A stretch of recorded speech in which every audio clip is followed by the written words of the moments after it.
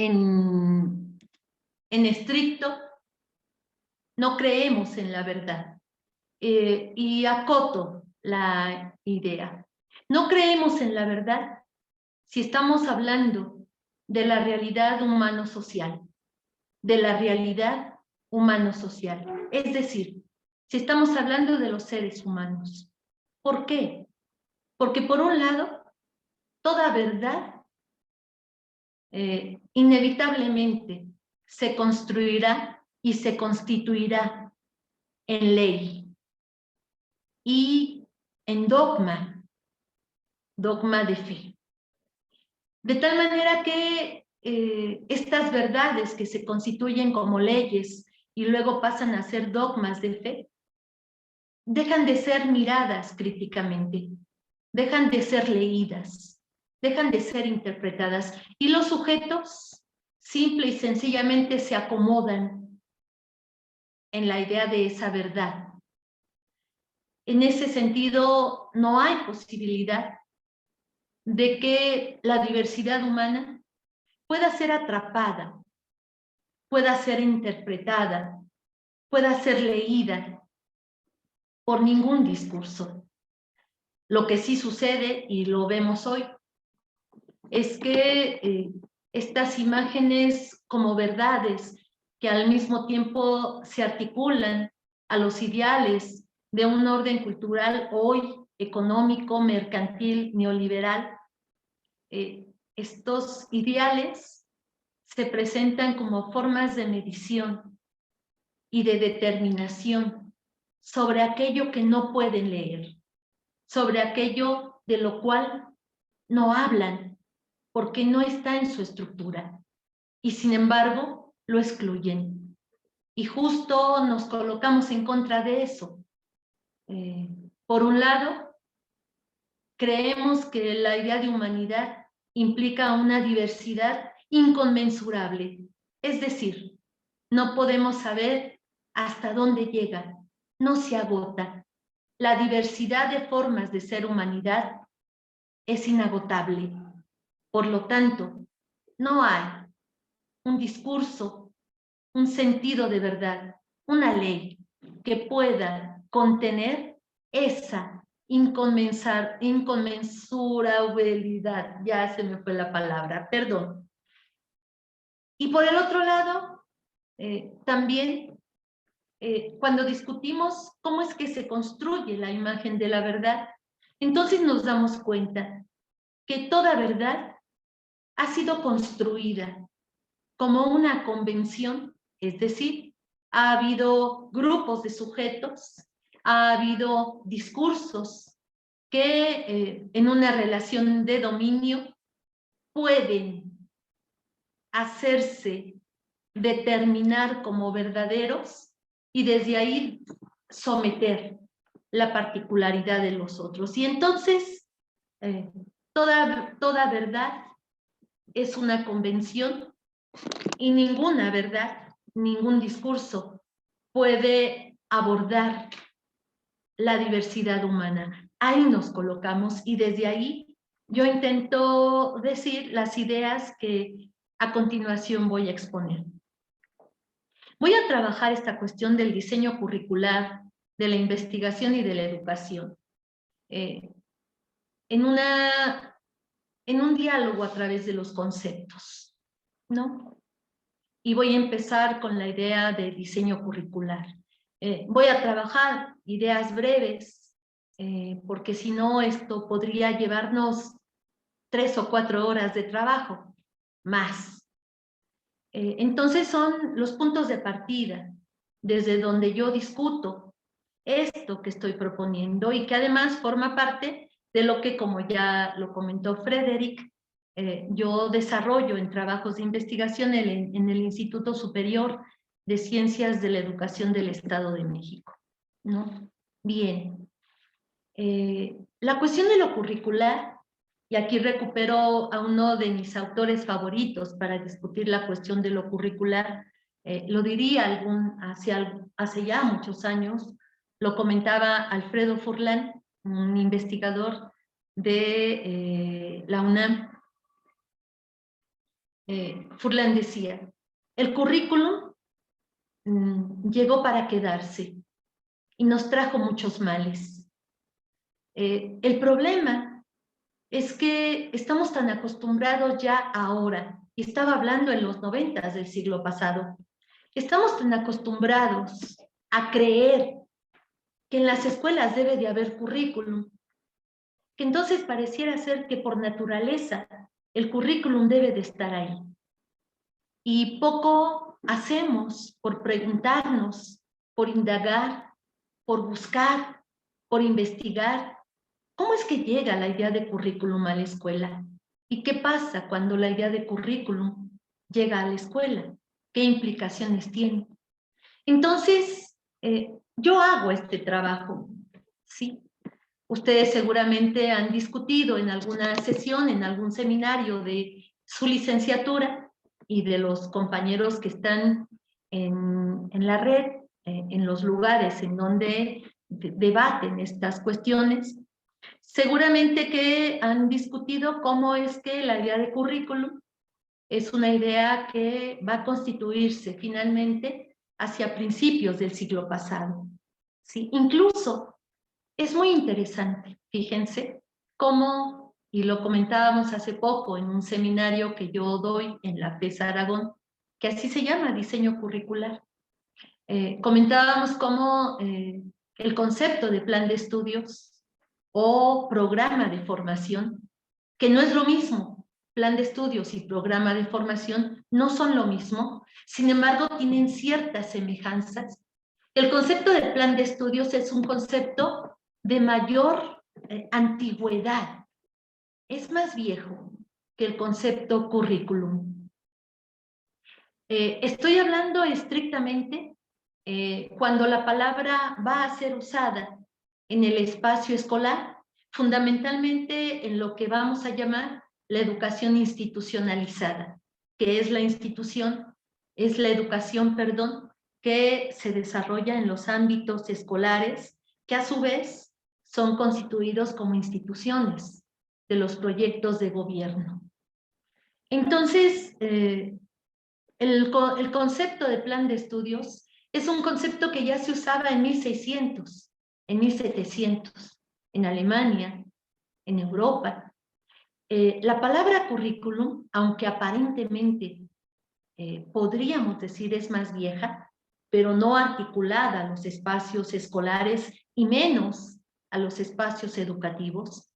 Sin embargo, va a ser hacia principios del siglo pasado cuando esta va a ser hipostasiada de otros espacios para usarse en el ámbito de la escuela, y fíjense qué importante, va a ser usada precisamente en el momento en donde aparece una pregunta, y es una pregunta histórica, y es una pregunta de ese presente, en donde hay una relación muy fuerte de dominio entre capitalismo y liberalismo. Estoy hablando del viejo capitalismo que se consolida hacia finales de 1800, y también estoy hablando de ese viejo liberalismo. Y entonces se construye, se crea una imagen de progreso, y además se piensa en la necesidad de construir una imagen del mundo, donde hay que instalar esta imagen del mundo hacia ese progreso, y el progreso es la industrialización. Ahí surge la pregunta, ¿para qué la escuela? Es una pregunta que antes nunca se había hecho. ¿Por qué? Porque la escuela era necesaria en términos de, y ahorita lo voy a trabajar al respecto del concepto de educación, era necesaria en términos de encuentros, en términos de construcción de espacios, en términos de construcción de diálogos, ¿no? Entonces, cuando se pregunta ¿para qué la escuela?, se está preguntando frente al sentido teleológico del progreso en tanto industrialización, y el currículum llega a constituirse como un discurso operario, de operación, que hace operar el espacio escolar y que lo hace operar determinándolo hacia los fines, que en este caso implicaría la idea del progreso como industrialización. De tal manera que la imagen del currículum en la escuela no es algo que particularmente a mí me guste mucho. Yo cuestiono mucho esta llegada. Sin embargo, como dice Furlan, sin embargo ya está aquí y creo que es muy difícil sacárnoslo de nuestra subjetividad y llegar a pensar que podríamos tener una escuela sin currículum. En el fondo, la idea de currículum está vinculada a esta supuesta necesidad de racionalizar los espacios, de racionalizar los cuerpos y de racionalizar también las subjetividades, tendiéndolas y construyéndolas hacia la idea de industrialización, haciéndonos creer que si nos industrializamos vamos a ser exitosos, vamos a tener progreso y vamos a ser felices. Entonces, en esta historia se crea la necesidad de establecer un orden que no solamente es un orden de los espacios escolares, sino además va a ser un orden de la forma del movimiento de los cuerpos en los espacios escolares. Y además también va a ser un orden del cómo se va graduando y cómo se va manejando esta imagen de los contenidos que van a ser saberes deshistorizados, fragmentarios y que van a ser articulados a esta racionalización que implica el orden sobre los cuerpos, el orden sobre la subjetividad y el orden sobre los espacios. Y que en el fondo va a tener como su matriz el tiempo.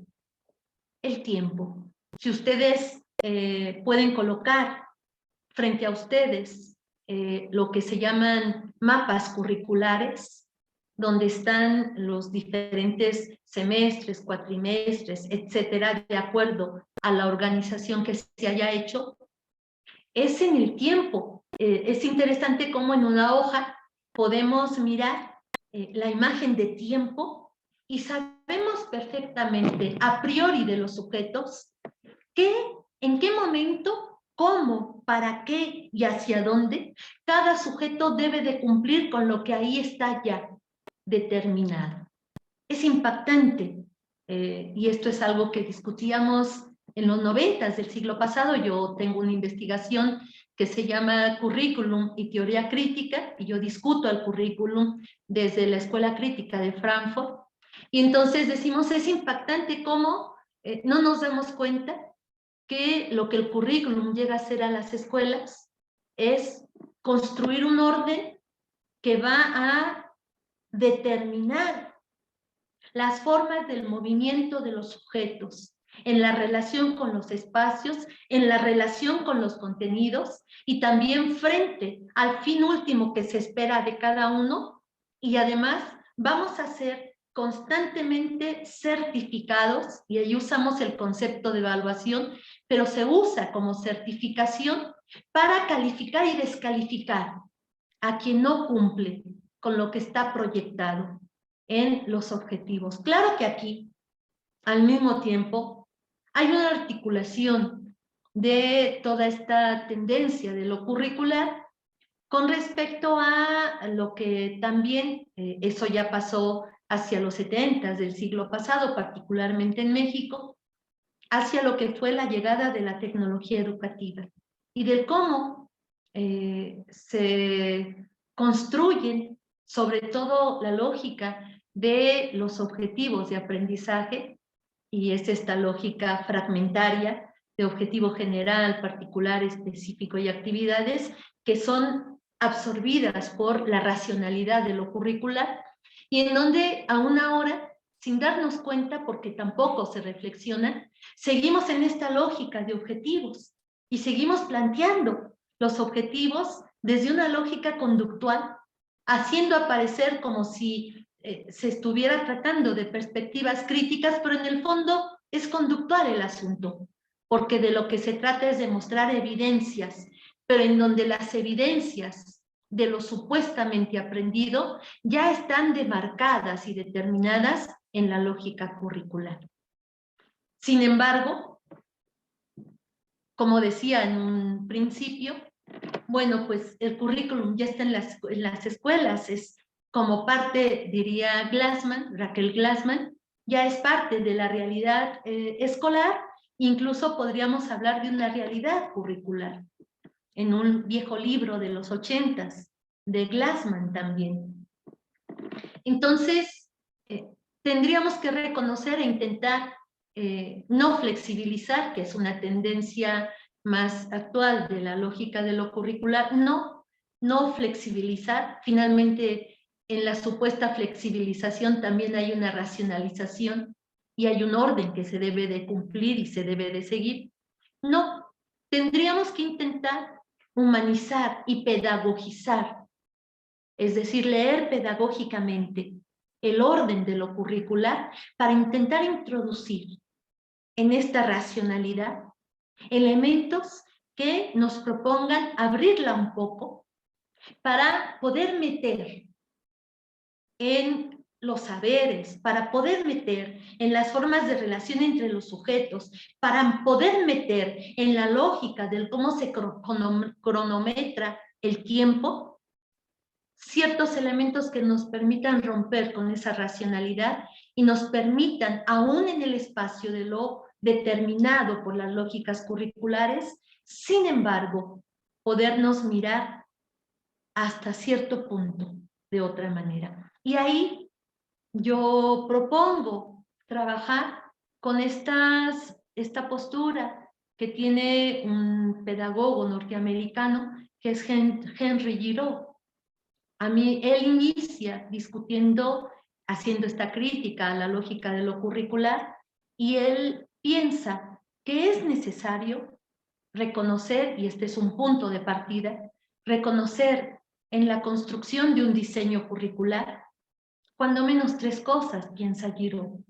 Hay que reconocer el género, hay que reconocer la raza y hay que reconocer la clase. Es decir, en pocas palabras, y lo voy a traer a nuestro presente, porque esto es algo que se trabajaba cuando Henry Giraud empezó a llegar a México a finales del siglo pasado, y trabajábamos con él algunos seminarios discutiendo estos elementos. Entonces, ¿qué es lo que en el fondo tendríamos que discutir cuando estamos trabajando la imagen de un diseño curricular? Tendríamos que discutir la diversidad humana e intentar incluir en la lógica de lo proyectado como formas de relación en la escuela, articuladas a un programa y un proyecto político que incluso tiene relaciones internacionales. Tendríamos que intentar incluir la imagen de la diferencia, la imagen de la diversidad. Es decir, cuando nos colocamos en la necesidad de diseñar un currículum, casi siempre la pregunta que se hace es ¿qué estructura va a llevar el currículum? Y cuando hablamos de la estructura, pensamos en lo que históricamente han sido, en un primer momento, las materias, en otro momento, las áreas de conocimiento, en otro momento aparecieron campos de formación, líneas de formación, en otro momento aparece esta falsa imagen de la flexibilidad, ¿no? Esta idea del currículum de acuerdo a la necesidad del cliente, cuando ya la educación tiene una fuerte tendencia a la tecnocratización y se está pensando absolutamente determinada por las lógicas de la productividad.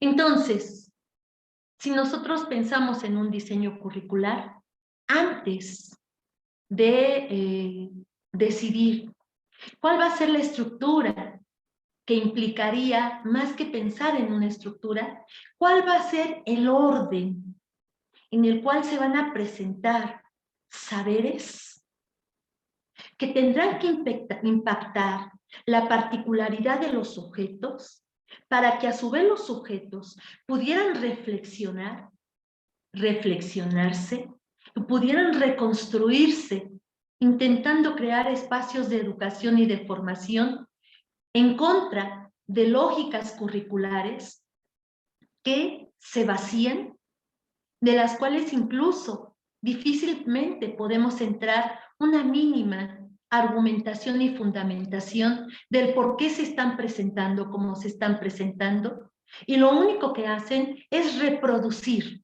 técnicamente la estructura curricular, vaciando de significado y sentido los conceptos que tendrían que delinear el sentido del cómo se va a proyectar el proceso de educación y de formación que se les va a proponer a los sujetos que van a estar en las escuelas.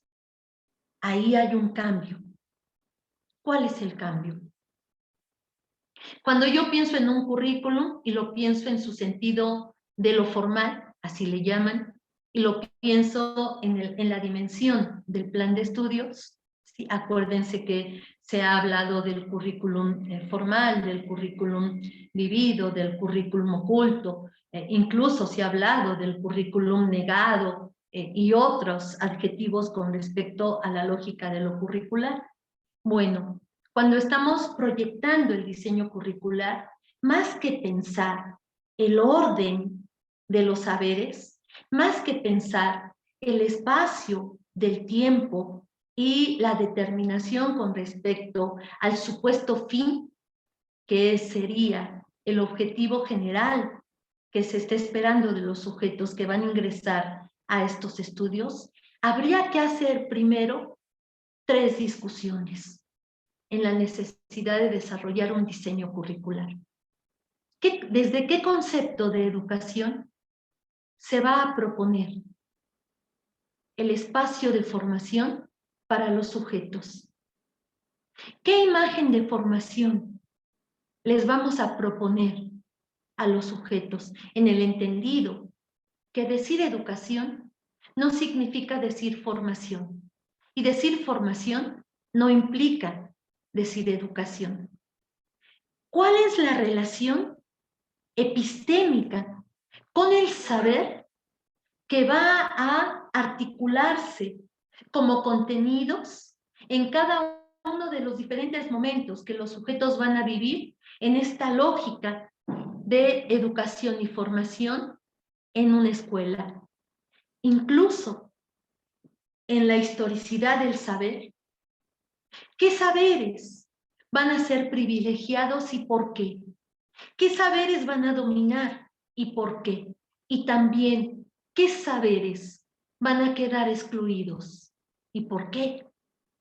Porque cualquier proyecto de formación, en su lógica de lo curricular, no puede implicar el todo de un ámbito, de un campo de formación, de una línea de formación, y tiene que decidir sobre ciertas coyunturas, sobre ciertos dominios, y tiene que tener argumentos de por qué va a presentar esto. Y además, lo más importante, frente a una lectura crítica del presente histórico, ¿por qué se está proponiendo un espacio de educación y de formación en ese sentido? ¿Y cómo se articula? No como dominio, no como sometimiento, no como docilidad. ¿Cómo se articula como un sujeto que puede apoyar en la relación con el presente, con lecturas que rompen, que recrean, que construyen, y por lo tanto, ¿desde qué lectura del presente yo discuto la propuesta de formación para entonces proponerla a los sujetos y de alguna forma reconocer que es necesario que se aprenda de esto? No sé si soy clara. En un diseño curricular tiene que estar como fundamento de una lectura del presente, ahí implicando las dimensiones de realidad que en el presente dominan la constitución de este mismo, una lectura con respecto a las problemáticas educativas específicas y particulares del ámbito, por ejemplo, si es licenciatura, si es preparatoria, si es posgrado, si es educación básica. Tendría que haber un proyecto de formación y este proyecto de formación tendría que articularse a una reflexión fuerte y compleja del sentido de educación necesario desde un punto de vista para el presente. Es decir, un diseño curricular no es una hoja, y ahora lo podemos ver así. Ustedes abren, por ejemplo, en los posgrados, pasa mucho, en las licenciaturas también, en línea, ustedes abren los supuestos planes de estudio, que sería esta dimensión del currículum formal, y lo único que vemos es el objetivo final que propone el plan de estudios, el seguimiento de materias o de campos de formación y los espacios en donde en el tiempo se van a ir abordando y ya, no hay más. Incluso son así. Eso significa que hay un vaciamiento de la comprensión incluso de lo que como lógica curricular tendríamos que reconocer, y eso ayuda y apoya en este vaciamiento de la discusión conceptual, también apoya a que los procesos de educación y de formación se vivan de la misma forma, todos sometidos a una lógica de la velocidad. Cuando hablamos de un diseño curricular, tendríamos que pensar en una relación ética frente al otro, porque en dado caso es la institución la que está proyectando y proponiendo un espacio de formación, y entonces la responsable de ello es la institución, la que tendría que dar cuenta y argumentar y dar razones de por qué está proponiendo lo que está proponiendo, de cuál es el sentido de formación, desde qué concepto de educación se está proyectando el sentido de formación y desde qué lectura de realidad del presente como una perspectiva crítica propone el espacio de formación, de tal manera que pensemos en procesos educativos y en ámbitos de formación que pudieran recrear el presente en el que estamos viviendo. El problema es que generalmente esto no sucede así.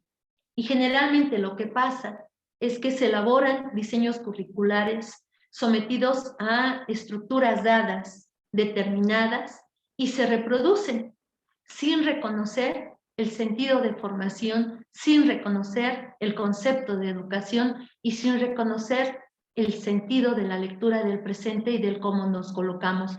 Porque desde todo esto, desde todos estos elementos, tendríamos que argumentar qué saberes y conocimientos van a estar articulados al diseño curricular como parte de los contenidos y qué saberes y conocimientos no van a estar ahí.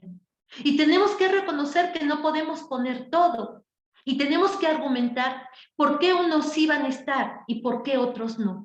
Y tenemos que reconocer además y decirle a los sujetos que van a articularse a nuestra propuesta que hay saberes que no están en la lógica de lo curricular y que sería necesario que ellos se adentraran en ellos, porque no hay tiempo para poder mostrar todo.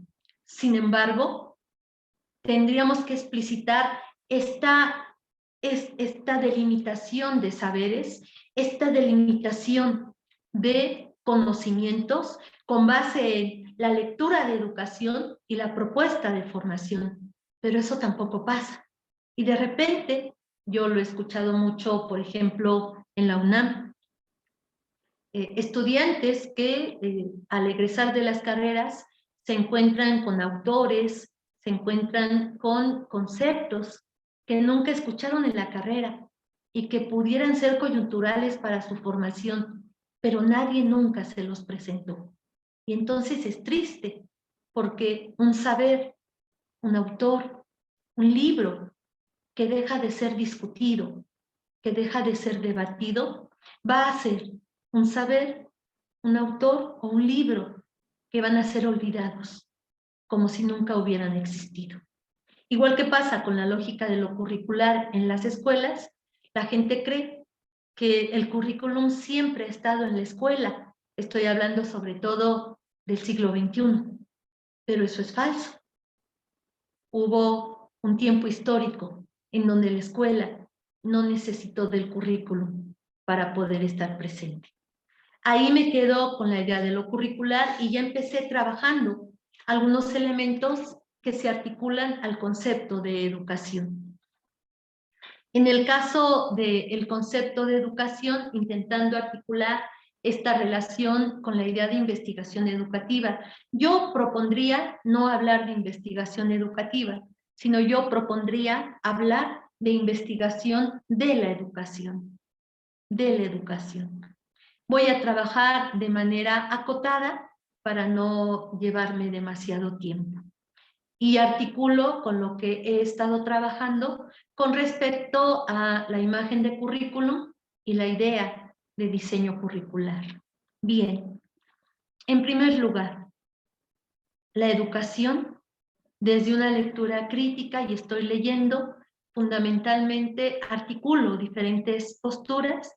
Estoy leyendo desde la Escuela Crítica de Frankfurt, ¿no? Estoy intentando leer ya en otra dimensión y en otro sentido. Estoy trabajando un texto que les ayudaría mucho a comprender problemáticas de nuestro presente, y es impactante cómo, siendo un texto de hace mucho tiempo, nos puede dar cuenta de lo que en el presente estamos viviendo. Claro, el diálogo, la discusión y la reflexión la tengo que elaborar yo. Vigilar y castigar, de Michel Foucault. Estoy intentando leer desde ahí y estoy trabajando fundamentalmente la imagen de educación que deviene de los clásicos, que desgraciadamente en la lógica de la velocidad de nuestro tiempo presente, en los ámbitos dominantemente tecnocráticos y de racionalidad técnica que existen en el presente, y toda esta verborragia de competencias, inteligencias múltiples, socioemoción, control de las emociones, bla, bla, bla, psicologización de los espacios escolares, pues no se leen. Y no se leen por los licenciados, los estudiantes de licenciatura, ni de educación, ni de ciencias de la educación, ni de pedagogía. Y estoy hablando de Rousseau, estoy hablando de Pestalozzi, estoy hablando de Comenio, estoy hablando de Herbart, estoy hablando incluso de los clásicos, los griegos, porque ahí está el origen, aunque no nos guste, aunque no nos guste. Hay un sentido del origen de los conceptos y ahí está el origen histórico,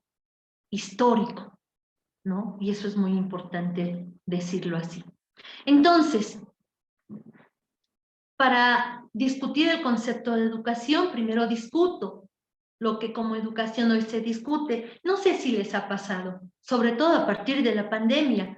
La pandemia para mí, bueno, dejo a un lado toda la discusión tan triste y deprimente de todo lo que mundialmente hemos todos tenido que vivir, y pienso la pandemia como investigador y la pienso como una coyuntura histórica.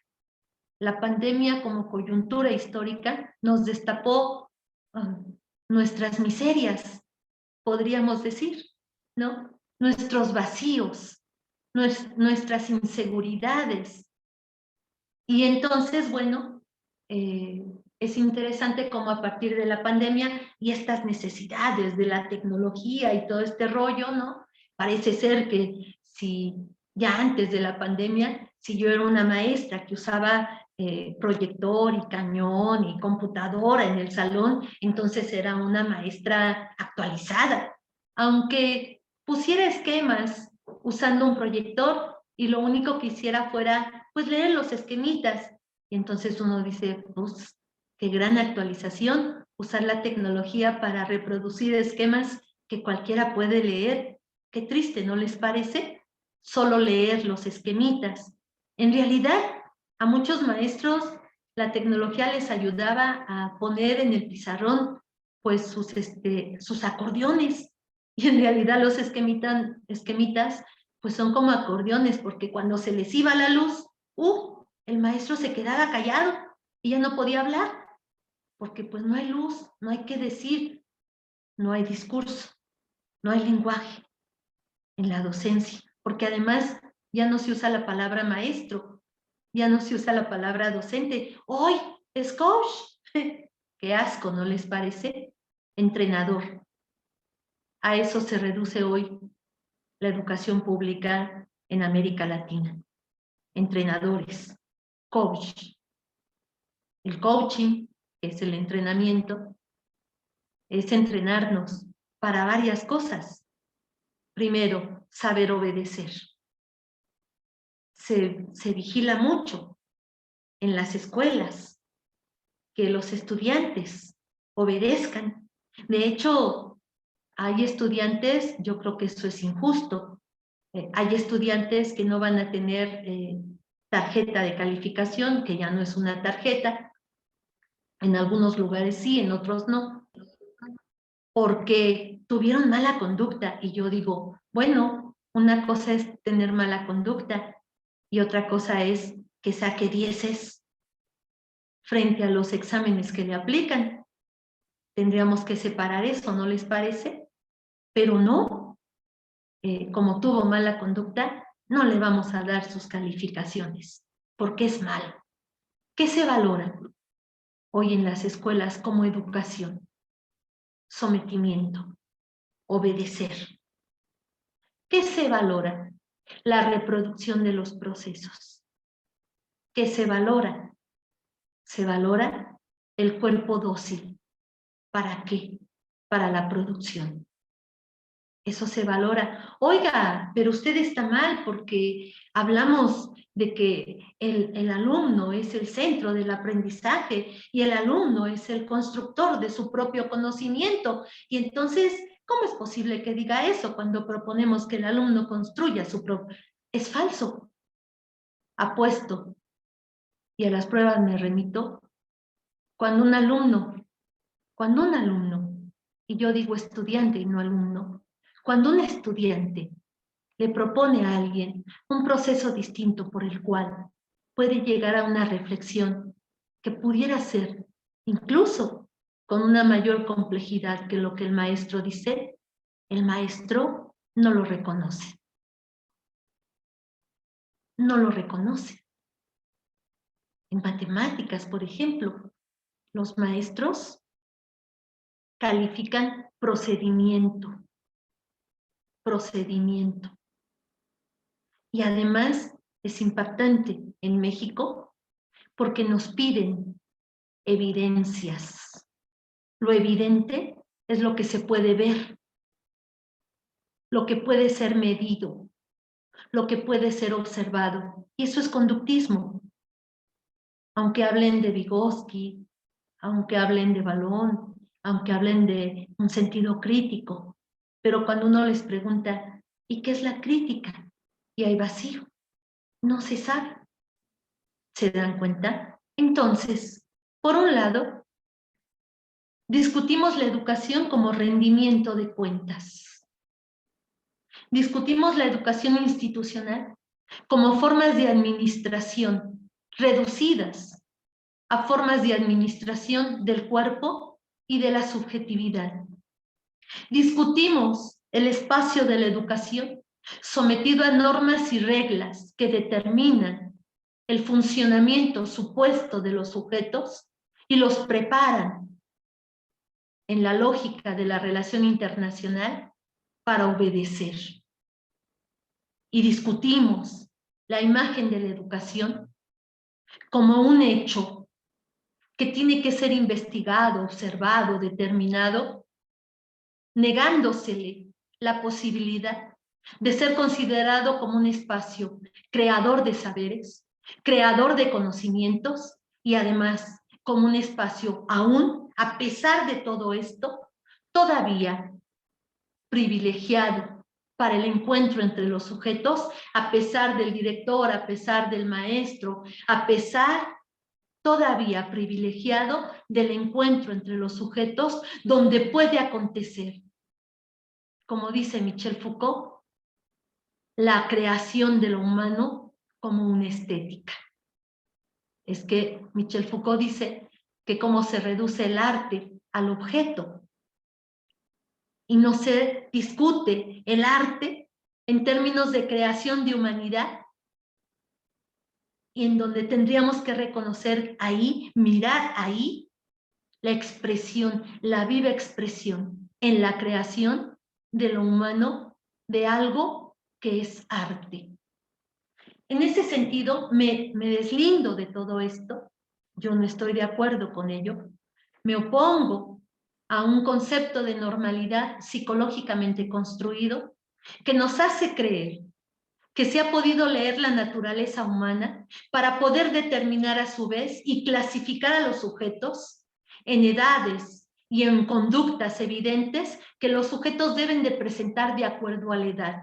De tal manera que si no la presentan, son anormales o son discapaces. Me opongo a eso. Discuto el concepto de normalidad y discuto frente a ello precisamente cómo la norma va a excluir la diversidad y la diferencia, y cómo eso significa la mayor violencia que podamos vivir legitimada, legalizada, los sujetos.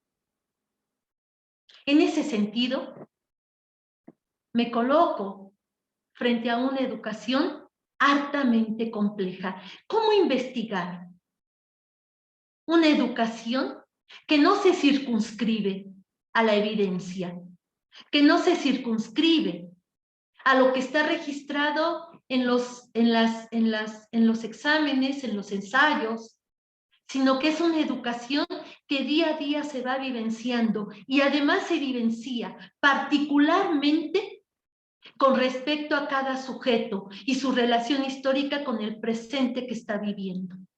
¿Se dan cuenta de lo que significa educación y la complejidad que esta implica?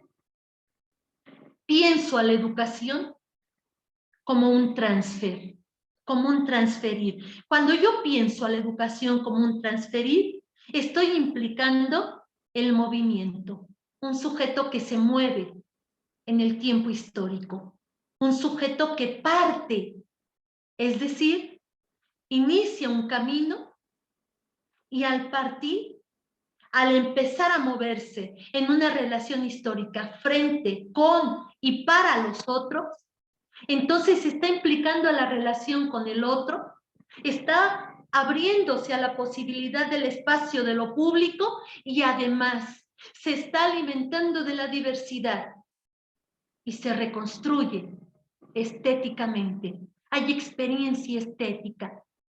Pienso en una educación como espacios de encuentro para mirarse, donde mirarse, y lo había dicho al principio, donde mirar no es un mirar sensorial, empírico, tampoco moral, y menos de la moral productiva, tampoco de enjuiciamiento, de calificación y descalificación, donde mirar es un mirar epistémico, que mira reconociendo la diversidad y que mira reconociendo en la diversidad la necesidad de alimentarme con la imagen del otro sujeto para comprender que ser humanidad implica esta diversidad y además que refiere al respeto ineludible que yo tengo que tener frente a esa otredad. Nadie es superior a nadie, ni aunque tenga postdoctorado, ni aunque tenga millones de pesos, dólares, euros, ni aunque haya vivido muchos años. Nadie. Y aquí hay un gran problema, compañeros de la licenciatura y maestros. El gran problema es colocar en el espacio educación a alguien que es deficitario, que tiene déficit, frente a alguien que tiene madurez y no tiene déficit. Todos tenemos saberes de nuestras historias, todos tenemos algo que decir al otro y todos necesitamos saber algo de lo otro para reconstruirnos como humanidad.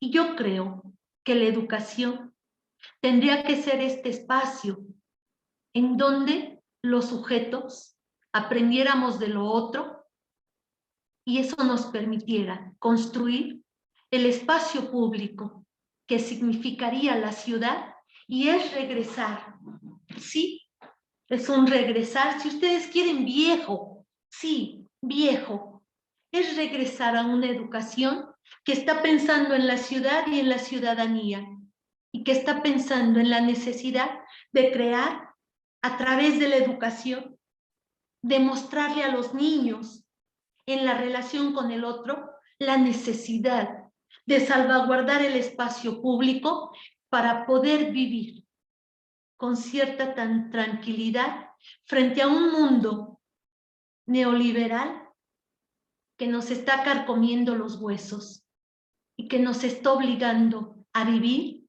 en una lógica administrativa absolutamente castrante y determinando el movimiento de nuestros cuerpos cuando estamos en los espacios institucionales. Y lo digo porque lo vivimos en México, ¿no? De tal manera que entonces decir educación implica espacios, relaciones y procesos de un salir que tienen como intención un salir de un estado de lo salvaje. Cuando digo la palabra salvaje, me refiero a la palabra salvaje significa no saber. La palabra salvaje significa inocencia porque no se sabe. Entonces, salir de ese no saber para adentrarme a un saber de la relación con los otros y saber de los otros y saber de los mundos y saber de las culturas que me permitan como un espejo recrearme, reconstruirme y valorar lo otro. De tal forma que, como dice un clásico de la Bildung, del concepto de formación alemán, de tal forma que nada de lo humano me es ajeno ni extraño, y por lo tanto lo requiero, lo amo, y necesito recrearme en ello para poder construir espacios públicos que me permitan salvaguardar mi particularidad y que me den cierta certidumbre, cierta seguridad, incluso para poder vivir. Por cierto, una seguridad de la que hoy no gozamos. Yo estoy aquí ahorita cerca de Iztapaluca, de Los Reyes, de Chalco, Iztapalapa, y ustedes saben lo que se vive en los peceros todos los días en esos lugares. En tanto que no hay una educación que abra estos espacios, bueno, pues la calle, en lugar de ser el espacio de lo público, la calle es el espacio de la lucha de unos en contra de los otros.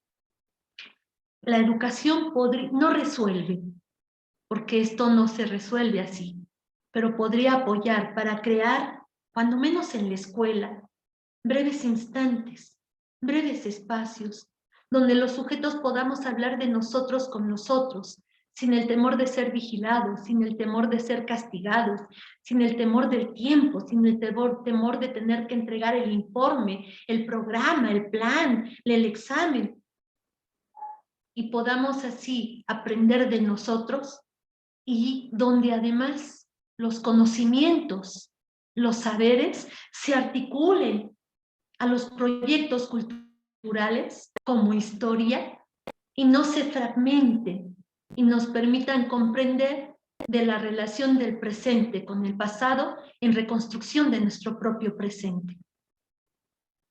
Pensamos en una educación, por tanto, que tiene que, y cierro con esto el concepto de educación, que tendría que dejar huella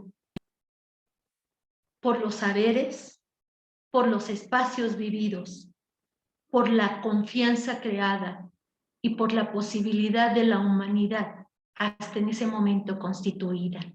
Y aquí hacemos una pregunta y voy a cerrar con esto para no cansarlos. Luego quizás salga otro puntito que quería comentar, pero ahorita voy a cerrar con esto.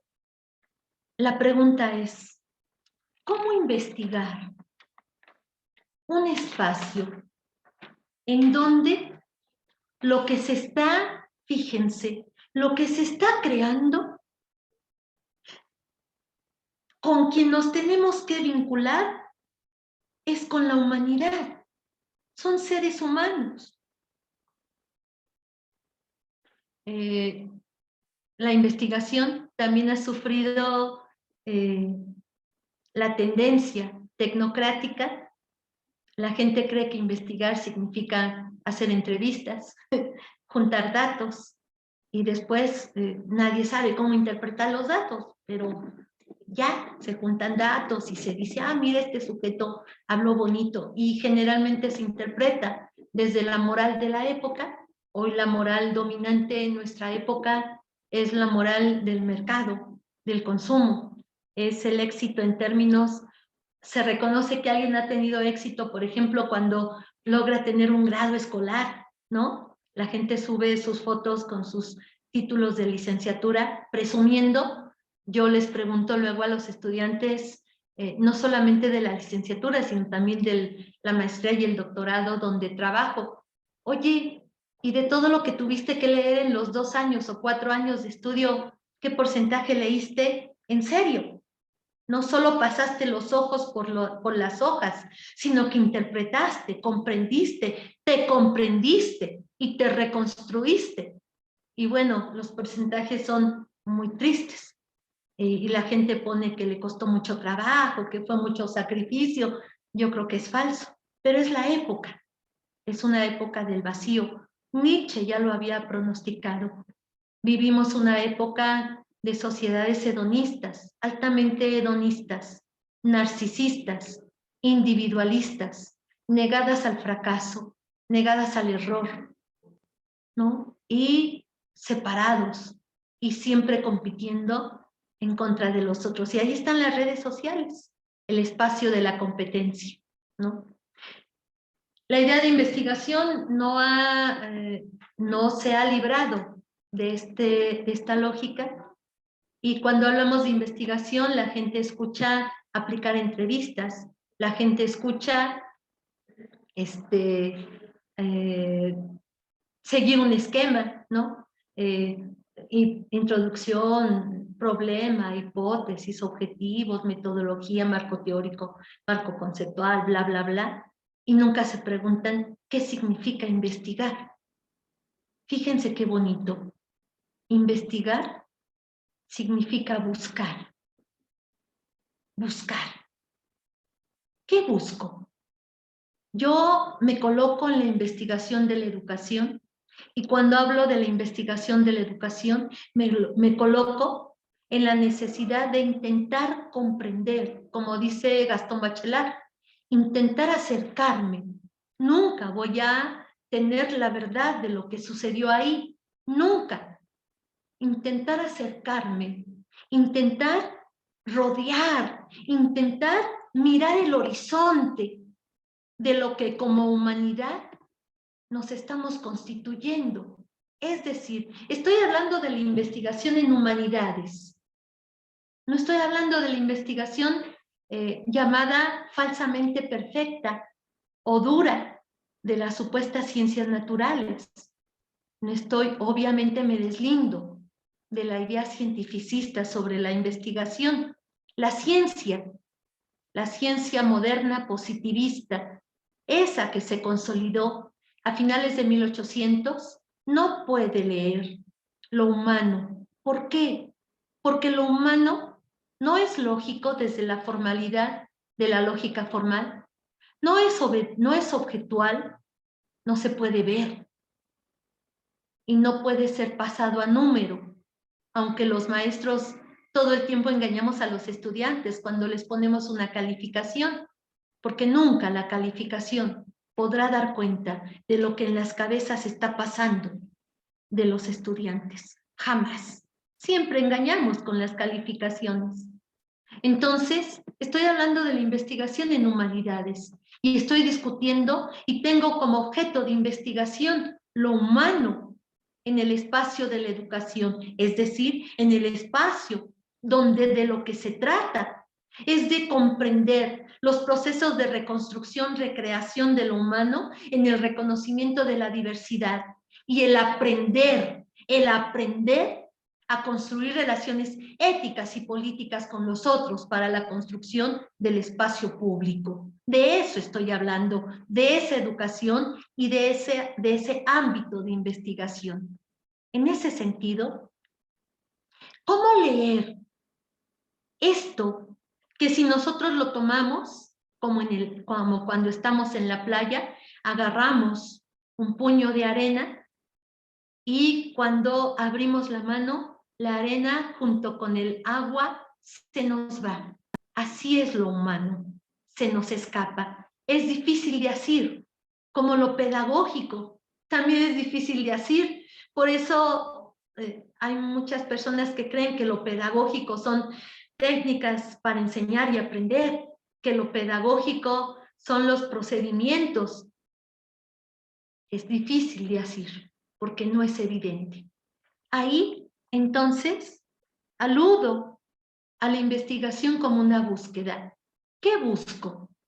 Busco fundamentalmente e históricamente aquello que está relacionado conmigo mismo como un sujeto histórico que me implica como parte de la realidad histórica y además, y esto es muy importante, yo voy a buscar ahí, en ese ámbito de realidad, porque me implica y porque tengo que dar una respuesta, es decir, tengo que tener una actitud frente a ello y no sé qué hacer.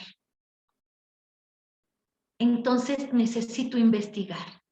La investigación no resuelve problemas de la realidad. Ninguna investigación hasta la fecha, y yo siempre digo esto cuando hablo de investigación, y lo he dicho en muchos lugares, en la UNAM, aquí, en muchos lugares.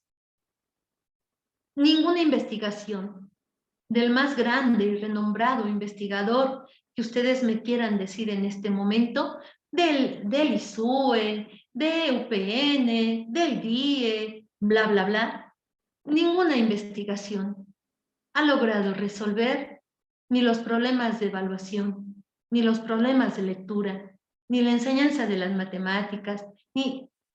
¿Por qué? Porque nos enfrentamos a la diversidad humana y lo humano no es predecible ni evidente. En ese sentido, investigar se coloca como la necesidad de intentar comprender, de un comprender hermenéutico, de un comprender hermenéutico, y digo dos cosas. La pregunta es, ¿por qué pensamos como pensamos? ¿Por qué pensamos con las ideas que tenemos en la cabeza? ¿Cómo estas ideas con las que pensamos llegaron a mí? Porque no son mías, son más viejas que yo, tienen más historia que yo. ¿Por qué pienso como pienso? ¿Cómo es que llegué a pensar como pienso? ¿Es posible que yo pueda pensar de otra manera? ¿Qué hay que hacer para intentar pensar de otra manera? Y entonces, estas preguntas las hace un clásico. Cuando yo pienso en la investigación, pienso en la necesidad, cuando digo pienso, estoy diciendo epistémicamente, pienso en la necesidad de leer en términos de comprensión el espacio de la educación, ya sea de la educación institucionalizada en las escuelas, pero también la educación que no sucede en las escuelas y que también sucede afuera de las escuelas y que es muy importante también leerla. Y lo que intento construir son lecturas de realidad, y voy a terminar con esto para darles la palabra. Lecturas de realidad. Yo construyo lecturas de realidad que intentan discutir críticamente, no descalificar, ¿se acuerdan? Dije en un principio, la crítica no es descalificación. La crítica intenta romper históricamente con el sentido común. Intento construir lecturas de realidad que me permitan comprender más allá de lo que comúnmente se dice, de lo que comúnmente se hace. Intento construir lecturas de realidad que me permiten leer en contra de lo que empíricamente se presenta, por ejemplo, la imagen de belleza de un cuerpo. Por ejemplo, si me ponen a una modelo de 90, 60, 90, de 1,80, con la tez bronceada, y me ponen a una mujer de las Indias o africana y me preguntan, ¿quién es bella? Y yo digo, ninguna, porque la belleza es relativa. No hay una belleza absoluta, ¿se dan cuenta? La empiria diría, en la lógica de un dominio cultural que pesa sobre nuestra subjetividad. Ah, pues la modelo de 1,80, 90, 60, 90, con piernas largas, bronceada. No, porque eso tiene una historia. Estos cuerpos delgados, adelgazados, son cuerpos hechos para la producción. Tienen una razón, la delgadez tiene una explicación frente a los espacios de productividad. Por eso se valora tanto la delgadez como belleza. Pero no es la belleza en sí misma, porque no hay belleza en sí misma. Intento construir lecturas de realidad en donde la investigación implica escaparse y leer críticamente el sentido común, escaparse y leer críticamente la empiria y siempre preguntarnos, ¿de dónde viene? ¿Por qué se decidió así? ¿Quién lo decidió? Pero lo más importante, ¿qué fue excluido? ¿Y por qué fue excluido? De tal manera que cuando investigamos, intentamos, como dice un clásico, desocultar lo que ha sido ocultado ante nuestros ojos para, al desocultarlo, articularlo a lo que se ha presentado como evidente y reconstruirlo para intentar construir lecturas de complejidad frente a lo humano que nos permitan hasta cierto punto tomar decisiones, quizá con un poco más de argumento, y que yo pueda construir relaciones éticas frente al mundo, frente a la realidad en donde vivo y sobre todo, frente y para con los otros. De ahí construyo una articulación entre investigación educativa y diseño curricular. Todo diseño curricular, en el caso de una licenciatura en Ciencias de la Educación, tendría que trabajar como elementos coyunturales para la formación, espacios de investigación que rompieran con la norma de lo determinado y de lo dado como esquemas, supuestos esquemas de investigación que no nos permiten mirar más allá de lo que el esquema está determinando y pensar en la educación como en un espacio de complejidad que no se circunscribe a la escuela y menos se circunscribe a la lógica que desde lo curricular se determina como educación y que si le preguntamos, el concepto está vacío y nada dice. Vivir como constantes, como elementos articulados en la formación desde el diseño curricular, investigar y discutir educación en diferentes ámbitos, en diferentes niveles, con autores.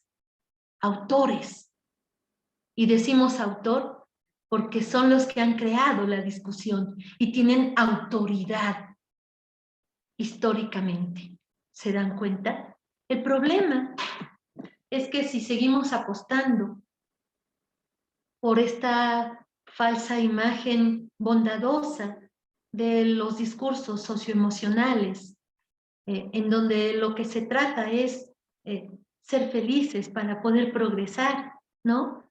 Y bueno, resulta ser que la felicidad nunca llega, cada vez es más amarga porque es más volátil, y en donde el progreso pues nos ha traído como consecuencia la crisis, no solamente la crisis de relación entre nosotros, todos nosotros, sino además frente al agua, el ambiente, el aire, etcétera, y en donde la industrialización ha implicado el sometimiento de los cuerpos a las propias lógicas. Y entonces yo me pregunto, y con esto cierro, ¿por qué estamos tan obsesionados por sujetos socioemocionalmente productivos y felices, cuando en realidad lo que cada uno vivimos en el rescoldo de nuestra esfera privada es angustia, incertidumbre, inseguridad y frustración? ¿Y por qué seguimos apostando por esto?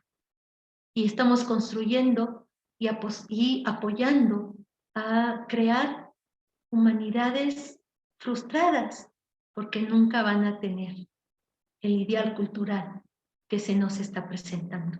Siempre se va a escapar. Y nos colocamos en una lógica de la velocidad y ahí se nos va la vida. Y entonces nunca se cumple y siempre corremos detrás de él. No se olviden, hay un punto importante a discutir en las escuelas, que la matriz que organiza la escuela sea el tiempo y que se valore de forma verdaderamente recalcitrante la velocidad en contra de la lentitud, implica no reconocer la diversidad humana. Y eso tendríamos que pensarlo mucho. Son elementos para discutir, son elementos para debatir, son elementos para reflexionar lo que estamos viviendo y lo que estamos haciendo dentro y fuera de las escuelas. Muchas gracias.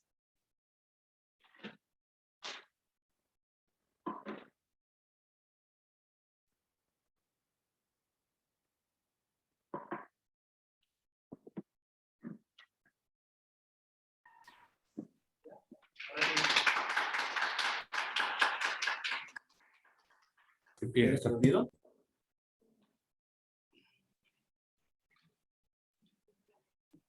Estimada Vero, pues te agradecemos muchísimo que nos hayas compartido esta perspectiva y además muy puntual y muy pertinente justamente con lo que aquí se ha trabajado. Entonces, no sé si hay alguien ahí en la reunión que quisiera hacer un cuestionamiento justamente a una posición frente a lo que ha presentado la doctora Verónica Mata.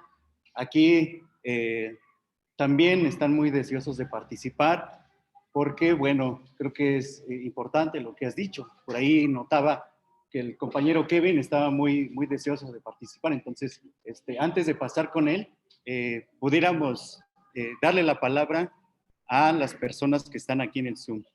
Adelante. Quien quiera participar.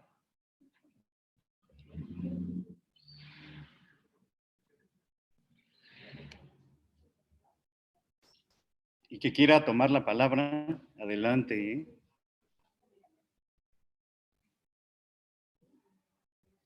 Creo que quedaron un poco muy impactados con lo que has presentado, porque además es muy preciso. Por ahí decíamos en las sesiones A veces no se lee justamente los clásicos, en donde también está esta temática que has tocado, en donde, híjole, parece ser que se olvidan y entonces ni siquiera hay una lectura ética y crítica de los clásicos, Pestalozzi, Rousseau, ¿no? Y entonces no hay una discusión. Entonces, y como se dice a veces, ¿no? De manera, no sé si vulgar, que se dice que el que mucho abarca, poco aprieta, pero creo que ahí también sería importante tener en cuenta.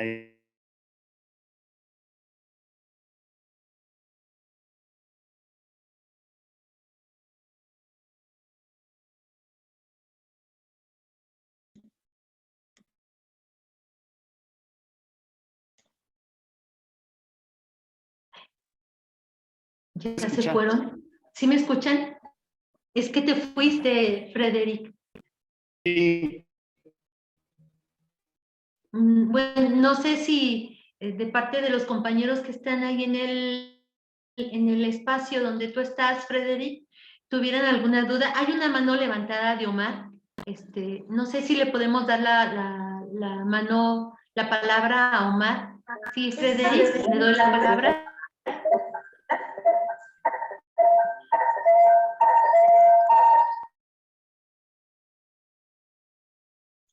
¿Sí le damos la palabra a Omar? ¿Sí? No te escuchas. Adelante, compañero. Adelante, Omar. Vero, ¿cómo estás? Muy buena tarde. Me da primero mucho gusto saludarte y encontrarnos, aunque sea a la distancia, es muy emotivo. Muchas gracias y qué gusto. Una pregunta, en tu exposición hablabas sobre, si lo entendí bien, que tú prefieres hablar de investigación de la educación y no investigación educativa, ¿correcto? Simplemente, ¿cuál sería la distinción entre una y otra? Y una segunda pregunta, ¿cuál crees que sea el papel de la investigación educativa en un contexto en donde lo decolonial ha ido tomando cada vez más impulso en el discurso pedagógico? Sería nada más esa mi inquietudes. Muchísimas gracias, muchas felicidades por la exposición y un gusto volverte a escuchar. A ver. Aquí Chao. andamos. Sí, Omar, igualmente un gusto verte. No, sí hay hay una diferencia importante. A veces la forma de la relación entre las palabras nos está implicando cosas que de repente no se piensan.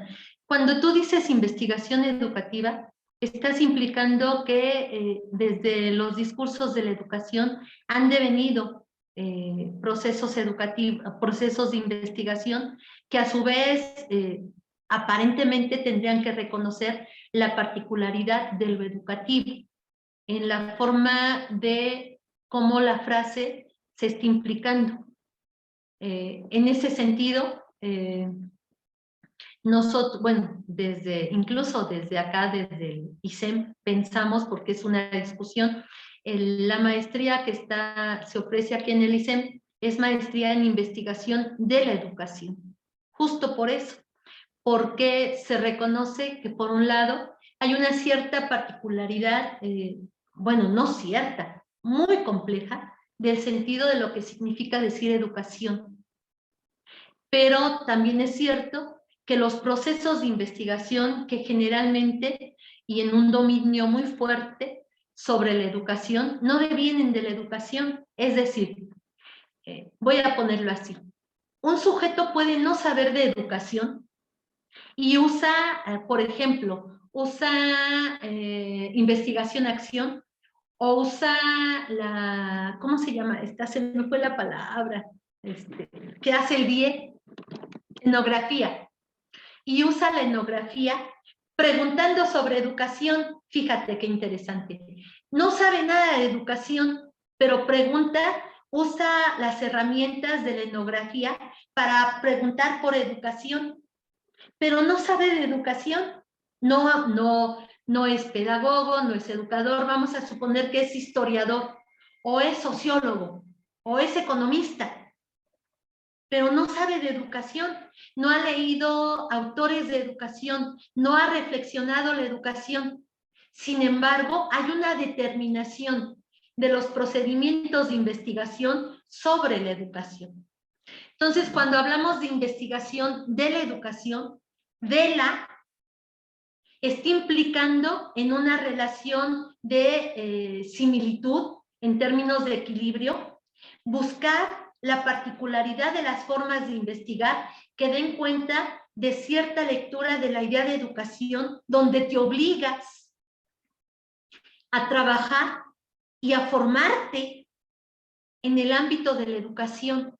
Y ahí es cuando nosotros reconocemos y decimos que pensar a la educación como un hecho la reduce a ser empiria y no la reconoce en su vasta historia, mucho más vieja que la historia de las ciencias de la educación, mucho más vieja, ¿no? Y que implica reconocer la complejidad de discursos de la educación. Hay filosofías de la educación que no es lo mismo que decir filosofía pedagógica, son diferentes. Y cómo emanadas de la filosofía de la educación y de la complejidad de la educación se podrían proponer formas de investigación para dar cuenta de esta complejidad.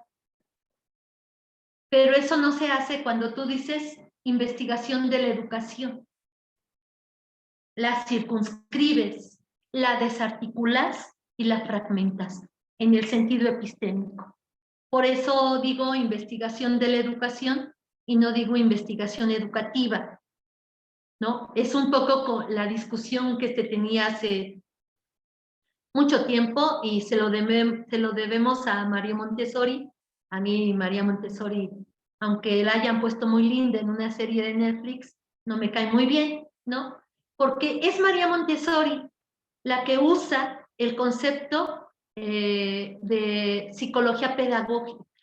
No, la que articula psicología y pedagogía y habla de lo psicopedagógico. En lo psicopedagógico se anula lo pedagógico.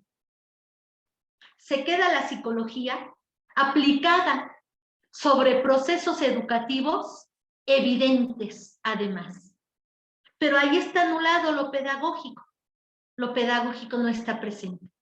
Y entonces uno pues se coloca en contra de esto, ¿no? Porque si tú reconoces, bueno, como estudiosos de la pedagogía, reconocemos cómo la historia de la pedagogía es tan vieja como la Grecia clásica, ¿no? Entonces, por eso, de repente, la forma en la que colocamos los sustantivos y los implicamos en una relación gramatical nos está haciendo decir cosas que quizá no queremos decir, pero lo estamos diciendo, por eso esta distinción. Ahora, con la cuestión de lo de colonial, yo me coloco, sí, yo creo que ahí se habla de las epistemologías horizontales, se habla de lo de colonial, pero fíjate qué interesante. Dos cosas. Una, epistemología horizontal. Se usa la palabra epistemología. Yo digo ahí, híjole, no creo mucho en esas cosas. Segundo, el problema de las políticas separatistas, en donde yo nunca voy a estar de acuerdo, en una política, en una forma de pensamiento que se coloque como pura y se coloque como estableciendo un límite frente y en contra de lo otro. Sí, no podemos, y creo que esto es algo para discutir mucho, no podemos no reconocer una historia de colonialismo, ¿no? De, colonialismos, ¿sí? Y entonces necesitamos espacios para reconstruirnos como no igualdades, pero sí en un sentido de equidad a nivel mundial, pero eso es imposible con respecto a las relaciones de mercado y económicas, y es imposible. Y por el otro lado, no estoy de acuerdo en posturas decoloniales que se colocan en un límite como si el otro fuera el enemigo a vencer. Y no estoy en contra de los feminismos separatistas, estoy en contra de estos discursos indigenistas que piensan que Occidente es el mal de todos los tiempos. Hay un texto de Argullol, de Trías, de Eugenio Trías, que se llama La caída de Occidente. Así se llama, La caída de Occidente. Y en ese texto, Trías se pregunta, ¿por qué nos echan la culpa de todo? ¿No? Y sobre todo en este tiempo histórico, estoy hablando de lo que podríamos llamar el siglo XX para acá, ¿no? O sea, pues nosotros tampoco somos responsables, dirían algunos autores alemanes, españoles, holandeses, dirían, es que, pues sí pasó eso, pero ¿por qué hacer cargar a los hijos con las culpas de los padres? No sé si me entiendan. Y creo que por eso lo que propongo son relaciones de un respeto y un reconocimiento por lo otro y de un sentido de encontrar el punto que nos permita desde nuestras particularidades poder crear espacios de encuentro que nos permitan alimentarnos. Yo intento con mucha dificultad, no digo que sea fácil, no digo que no es un ideal alcanzar, no creo en los ideales, y menos absolutos y ahistóricos, pero sí pienso que trabajar desde ahí te permite en la relación con los grupos intentar construir otras formas de vínculo y otras formas de relación con los estudiantes. Por eso trabajaba yo esta idea de que los maestros no podemos pensar que el alumno es deficitario porque no sabe. Tendríamos que reconocer, y aquí lo de colonial en otra dimensión, si me permites, tendríamos que reconocer que los alumnos traen saberes que uno no sabe y que yo necesito saberlos y me tengo que abrir a ello. Y yo tengo saberes que él tampoco sabe. ¿Por qué no? Pues es como cambiando nuestras canicas, ¿no? ¿Tú qué canicas traes? Yo tengo 2 bombochas, te paso una. Tú pásame tu agüita, ¿no? Ya los chavos no saben de lo que estoy hablando, pero bueno, entonces es como hablar así. Y creo que eso nos ayudaría a vivir de otra forma. Claro, si tú lo colocas en una relación compleja de lo internacional y de lo históricamente constituido, habría que dar cuenta y reconocer de la violencia sufrida. Yo estoy en mucho de acuerdo con esta necesidad de pedir disculpas, ¿no? Aun cuando haya pasado mucho tiempo, pedir disculpas e intentar iniciar una relación entre España y México, por ejemplo, de 2 países que tienen particularidades históricas y culturales diferentes y dejar de pensar en España como la madre patria. No es la madre patria, obviamente, es un país y nos podemos alimentar. Pero construir barreras, yo estoy en contra de eso. No sé si respondo. No, respondes más que bien y agradezco mucho las reflexiones. Para mí muy valiosas. En serio, las agradezco mucho, Vero. No, al contrario, gracias. Y coincido en gran parte con lo que tú mencionas. Sí. Muchas gracias. Al contrario, gracias, Omar.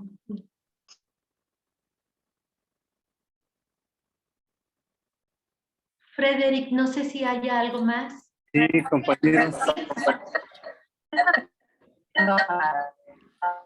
Sí, es que aquí estamos teniendo todavía un poquito de problemas con la conectividad. Entonces, te agradecemos muchísimo que hayas estado aquí, porque además sabemos que tienes algunas otras actividades y bueno, también queremos hacerte entrega de este reconocimiento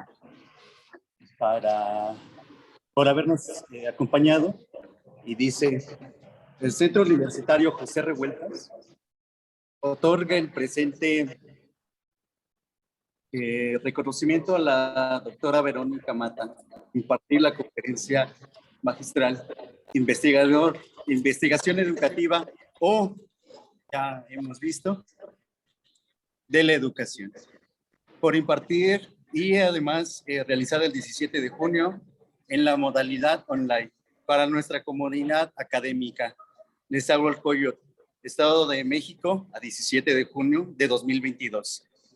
Te agradecemos muchísimo que hayas estado aquí y además, pues bueno, paso la palabra además a nuestro coordinador de la licenciatura. Muchas gracias, Ben. Gracias a ti, Frederick. Un abrazo.